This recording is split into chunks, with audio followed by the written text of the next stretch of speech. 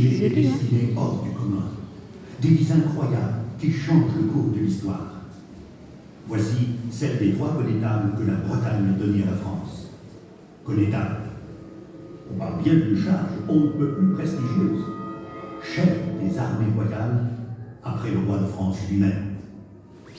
Ce haut relief représente le second d'entre eux, Olivier de Clisson. C'est un moulage d'une sculpture d'Emmanuel Frémier.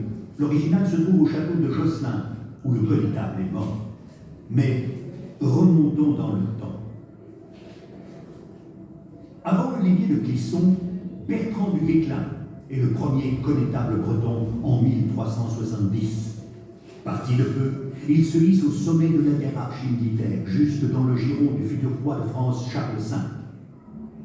Il est une figure de proue de la guerre de 100 ans opposant la France à l'Angleterre et accumule les faits d'armes chevaleresques au service de la couronne. Sa victoire à Cocherel, en Normandie, inaugure le règne de Charles V. Partout, jusqu'en Espagne, il combat les Anglais. En Bretagne, du Guesclin harcèle l'ennemi avec armes. À Sussigno, il déloge une garnison d'occupants en 1373. À sa mort, le royaume de France est presque entièrement reconquis. La légende fait de du Guesclin l'un des plus grands chevaliers de tous les temps, l'égal du roi Arthur et de Charlemagne. Olivier de Clisson lui succède au poste de connétable, après l'avoir secondé pendant 10 ans dans la lutte incessante contre les Anglais.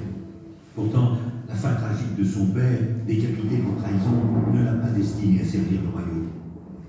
Le jeune Olivier est élevé à la cour du roi Édouard III d'Angleterre et se bat pour lui jusqu'à la fin des années 1360. Sa fidélité glisse alors vers le roi de France Charles V, dont il devient l'un des principaux chefs de guerre. À l'avènement du jeune Charles VI, il est nommé connétable. En tant que tel, il n'est jamais vaincu. Il est aussi conseiller du roi, mais la folie de celui-ci sonne la fin progressive de la carrière politique d'Olivier de Clisson et celle de sa charge de connétable dont il est déchu en 1392. Il meurt dans son château de Josselin, près de Sussigno. Le 3e et dernier connétable breton de l'histoire est né au château de Sussigno en 1393. Arthur de Richemont est le second fils du duc de Bretagne Jean IV. Il porte le prénom du roi de légende.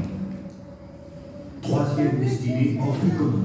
Blessé à la bataille d'Azincourt en 1415, Arthur est fait prisonnier en Angleterre où il reste 5 ans. Le roi Charles VII le nomme connétable en 1425.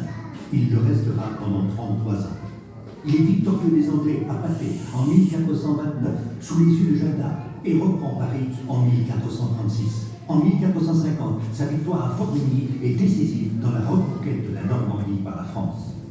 En chef de guerre avisé, il contribue à créer les compagnies d'ordonnance, la première armée permanente du pays.